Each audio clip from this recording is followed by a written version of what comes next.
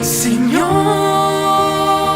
enséñanos a orar, enséñanos a amar, para que se haga en mí tu voluntad.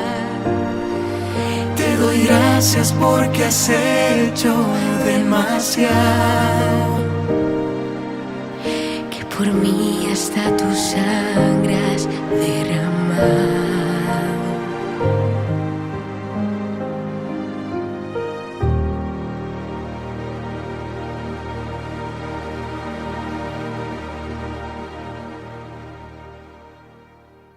Mis queridos peregrinos, llegamos finalmente a la última petición del Padre Nuestro. Qué hermoso.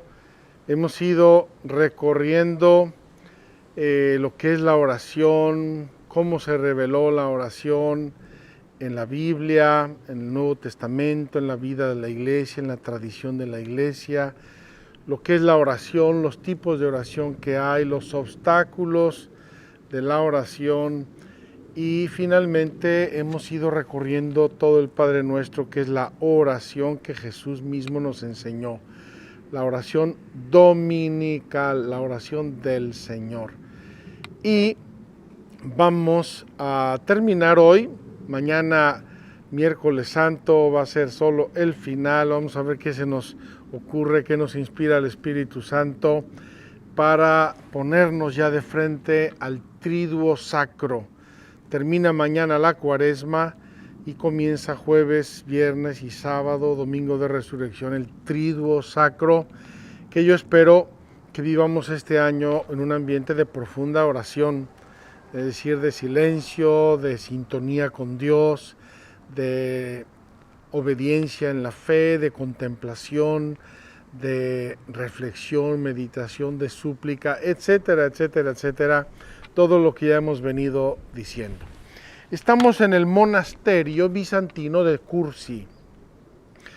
Este lugar donde ayer ya explicamos y leímos el Evangelio, Jesús libera al endemoniado de los demonios, manda a los demonios a los cerdos se ahogan. Siempre me ha quedado la curiosidad, después de que se ahogan los cerdos, ¿qué hacen los demonios? No lo sé. No sé si se mueren esos demonios o qué, pero bueno, siempre me ha quedado esa curiosidad. Estamos, pues, en un lugar evangélico, estamos en un lugar relativo a la vida de Jesús, importante, donde Él nos libera del demonio que nos tienta, que nos obstaculiza, como leímos ayer, que nos ata con cadenas y grillos, que nos hace dormir en sepulcro, nos hace vivir una vida de muerte. Eso quiere decir, nos hace vivir una vida de muerte espiritual, cuando vivimos en pecado mortal y cuando además amamos y disfrutamos el pecado, apartándonos así completamente de la ley de Dios. Estamos en un monasterio bizantino de un lugar santo. Quiero explicarles en dos palabras lo que para mí significan lugares como este. Miren, el cristianismo, en primer lugar, es fundado por Jesús. Viene el Espíritu Santo, lanza a los apóstoles, los llena de sus dones, empiezan a predicar, empieza a expandirse el cristianismo y se va a ir extendiendo el cristianismo contra viento y marea. Persecuciones, problemas, divisiones, problemas internos, problemas externos. El cristianismo va aumentando, va creciendo, hasta que finalmente conquista el mundo conocido de entonces, grosolanamente identificado con el Imperio Romano, conquista al Imperio Romano y el emperador Constantino lo único que hace es decretarlo ya religión oficial, porque ya es un hecho que el cristianismo se ha impuesto en la mayoría del imperio. Aquí pasa un tema interesante y providencial en la vida de la iglesia. ¿Qué es lo que pasa? Los cristianos están acostumbrados a la persecución, a la lucha, al heroísmo, al testimonio hasta la muerte. tenemos tantas actas de mártires, santos, pastores, gente normal, hombres, mujeres, jovencitas, Inés, Cecilia, bueno, tantos y tantos testimonios, y los que no conoceremos, miles o millones de hombres y mujeres que dan su vida por testimoniar a Cristo. Esa es la iglesia de la que dicen los padres de la iglesia que no le tenían miedo a la muerte, porque era el pueblo de la resurrección o el pueblo del domingo, porque es el día de la resurrección. Entonces, ese pueblo acostumbrado a testimoniar a Cristo en términos súper difíciles, complicados y heroicos, de repente se encuentra con un momento, una situación un poco más serena y más pacífica. Y entonces surge en la iglesia la vida monástica. ¿Qué significa la vida monástica? El deseo de vivir una vida cristiana heroica en su sencillez. No podemos mostrarles y no podemos usar drones ahora en Israel, pero este monasterio era enorme. Aquí vivieron cientos o miles de monjes viviendo una vida heroica en la observancia de los votos religiosos, de los votos de las órdenes iniciales. Estamos hablando de San Antonio de Egipto, San Basilio, estamos al inicio, antes incluso de las órdenes propiamente dichas, como la orden benedictina, que podemos ubicar en el año 600. Ahí tenemos 2 siglos, siglo y medio, 2 siglos y medio, donde el deseo de vivir la vida cristiana heroicamente se transforma en formas de vida religiosa, monacal, más o menos similares. Apartarse del mundo, vivir en castidad, vivir en obediencia, vivir en pobreza extrema, vivir meditando la palabra de Dios, vivir en vida común, en fraternidad o una vida eremítica. Entonces, este lugar me da a mí toda la sensación de que es una continuación de esa lucha contra el demonio. No nos dejes caer en la tentación y líbranos del mal. Y entonces, ese líbranos del mal es una opción radical por Dios. En este contexto quiero hacer nuestra última petición del Catecismo del Padre Nuestro, la 4ª de la 2ª serie, la imploración que le pedimos a Dios: líbranos del mal. Y recordemos que hay males de muchos tipos. Cuando al Catecismo antiguo del Padre Astete le preguntaba cuáles son los enemigos del alma, es decir, los males, enemigos del alma, decía: los enemigos del alma son el mundo, el demonio y la carne. El mundo, el demonio y la carne. Hay males espirituales, hay males físicos y hay males que nos vienen del demonio, del mal, del espíritu del mal. Bien, pues vamos a ver aquí qué nos dice el Catecismo, cómo podemos vencer ese mal y cómo le pedimos a Dios que nos libre, que aparte de nosotros esas piedras que a veces entorpecen enormemente nuestro camino.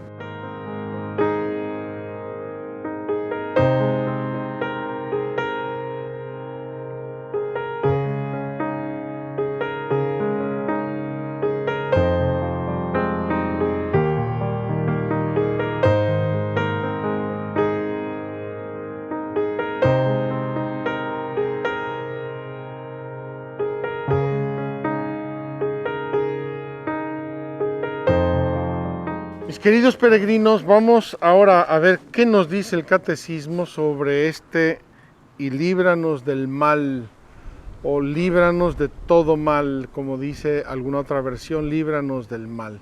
Ya dijimos lo que es el mal, lo que nos aparta de Dios, lo que nos duele, lo que nos lastima, lo que nos entorpece el camino, lo que nos desvía de nuestro fin. Todos esos son los males que pueden ser físicos, morales o espirituales. Pueden venir del demonio, del mundo o de la propia carne.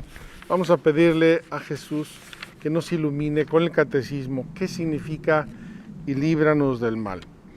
La última petición a nuestro Padre está también contenida en la oración de Jesús. Cuando hablamos de la oración de Jesús nos referimos a la oración de la última cena, la oración sacerdotal, capítulo 17 de San Juan. No te pido que los retires del mundo, sino que los guardes del maligno.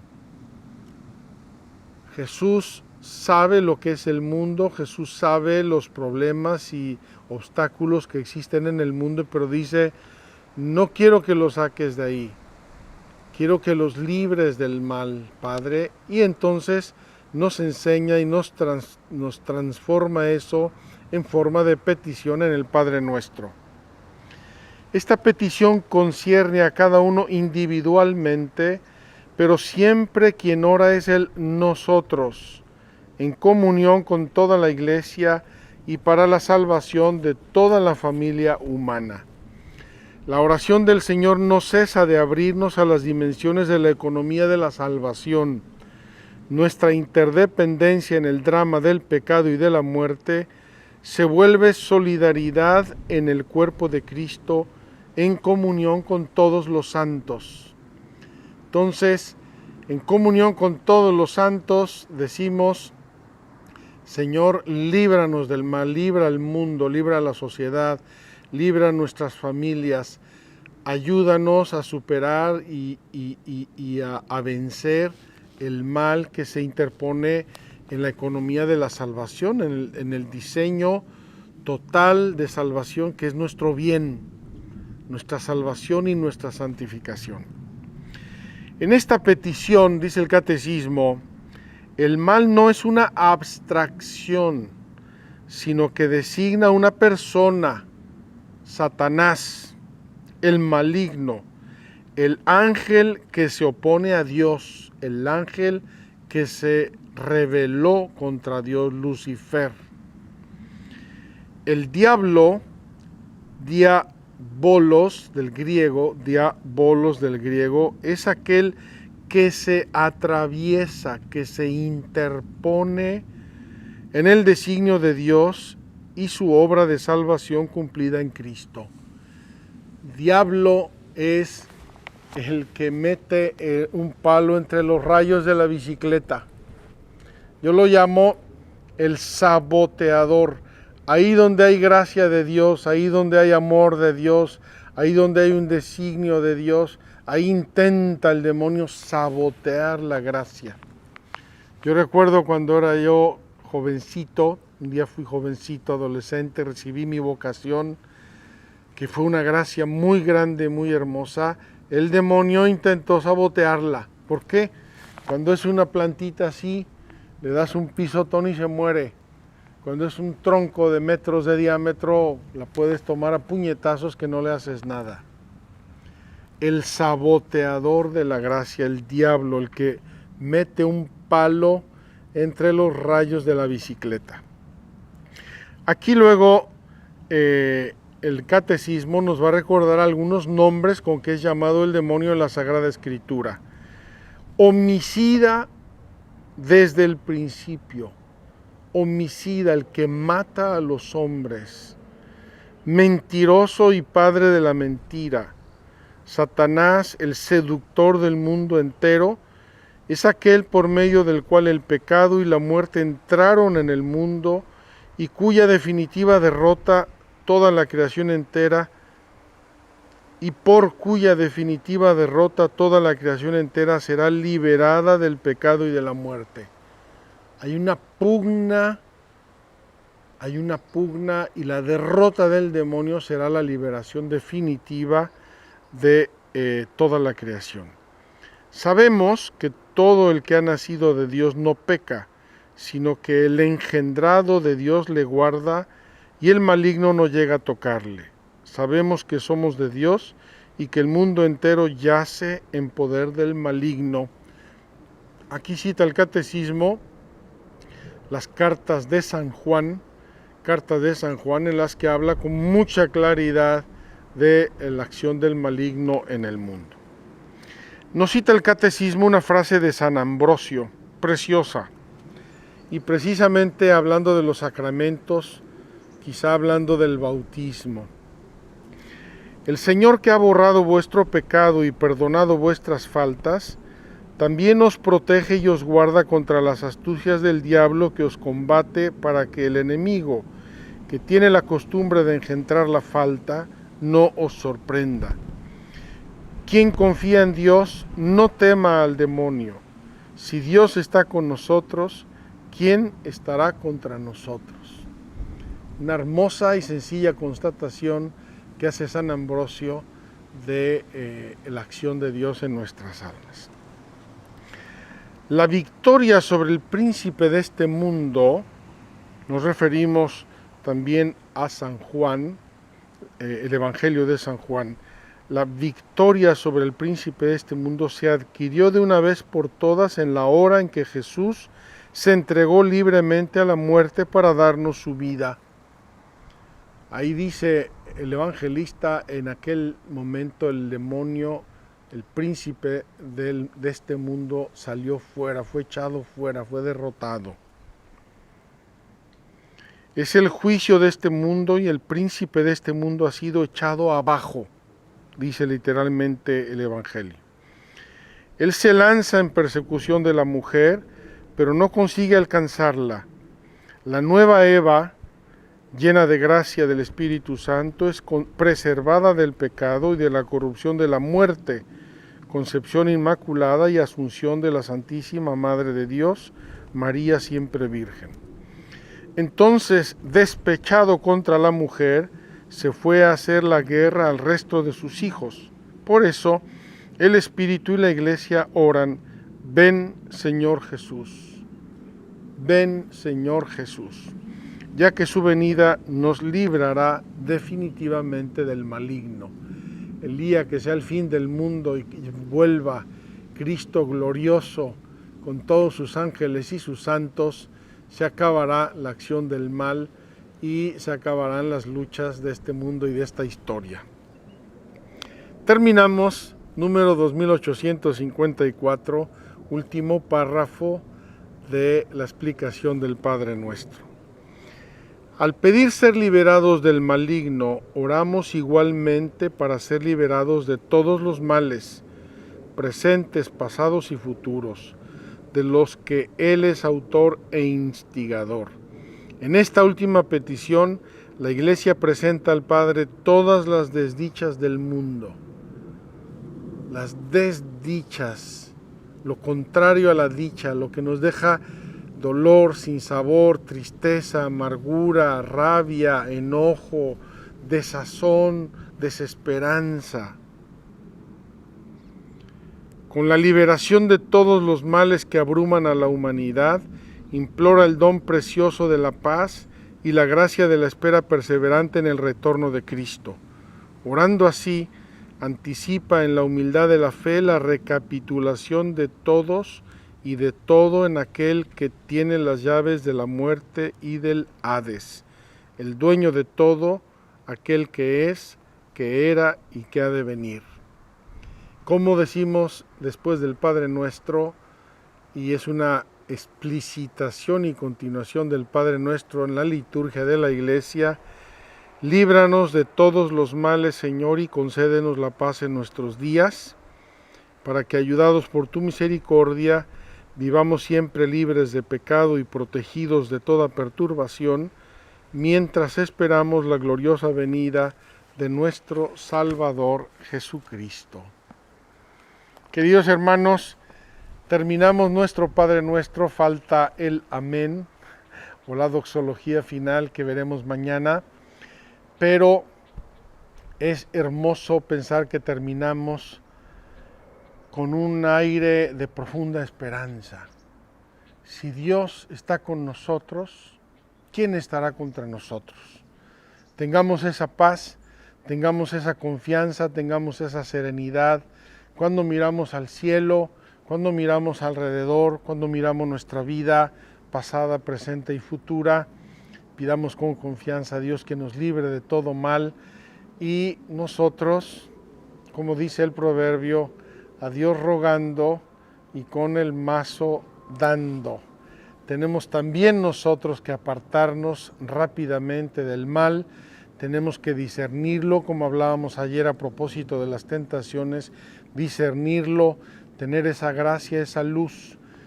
Por eso quiero recordarles una frase de la teología, una frase de la teología, una verdad de la teología moral.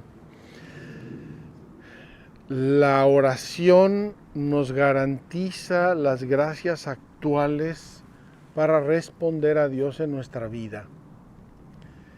Si oramos, Dios nuestro Señor estará presente ayudándonos, iluminándonos, sosteniéndonos, fortaleciéndonos, consolándonos.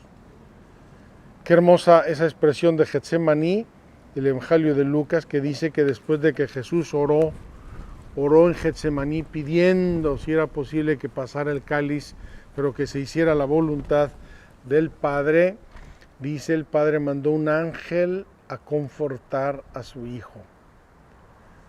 Dios nuestro Señor nos conforta si nosotros luchamos sinceramente, si nosotros le pedimos de corazón y si también nosotros ponemos humildemente y responsablemente nuestra parte. Mañana, miércoles santo, terminamos esta peregrinación virtual.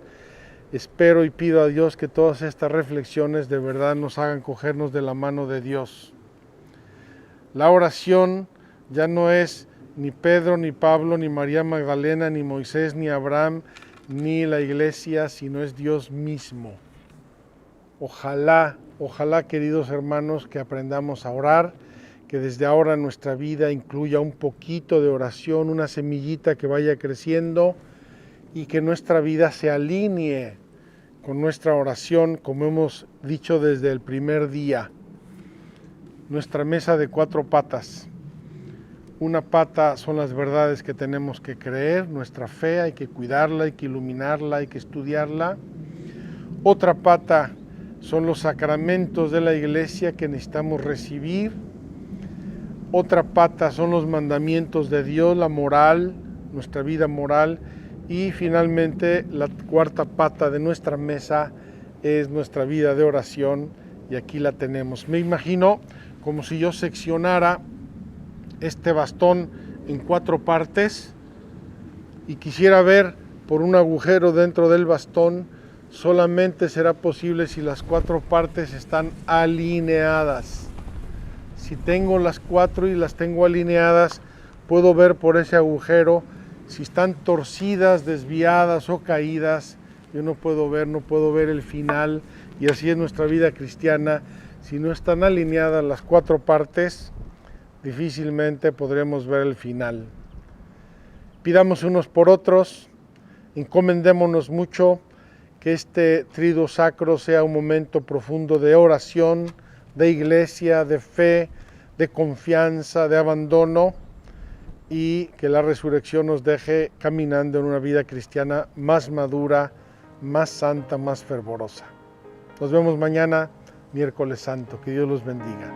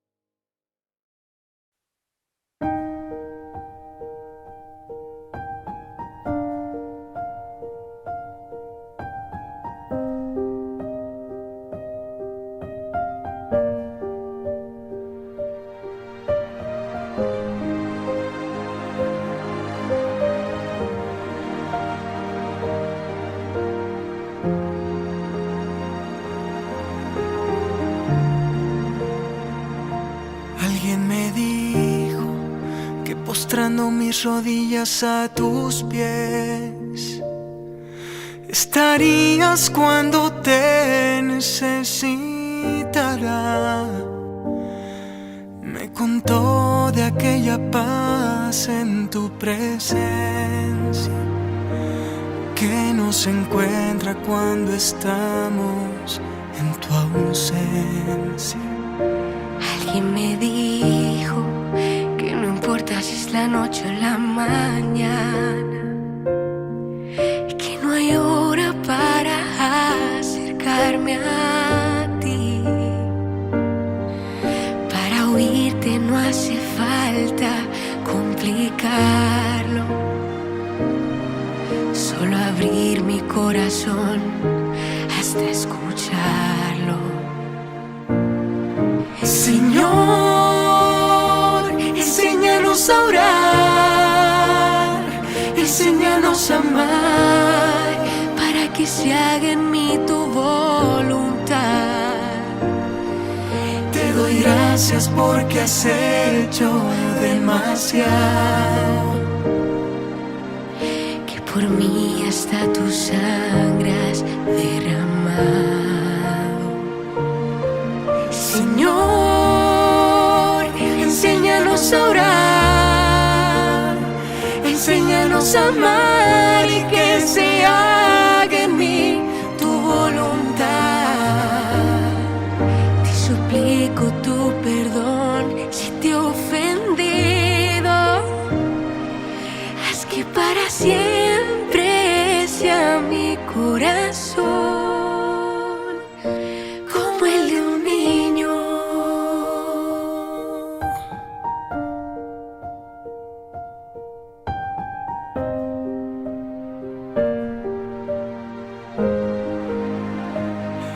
Alguien me dijo que eligiera de tu vida algún misterio, que lo humano también puedo meditarlo. Imaginarte cuando tú estabas jugando, o cuando algo a ti te estaba lastimando. Señor, enséñanos a orar, enséñanos a amar, para que se haga en mí tu voluntad. Te doy gracias porque has hecho demasiado,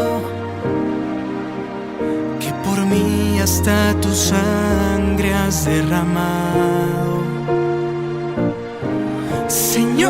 Señor, enséñanos a orar, enséñanos a amar y que se haga en mí tu voluntad. Te suplico tu perdón si te he ofendido. Haz que para siempre sea mi corazón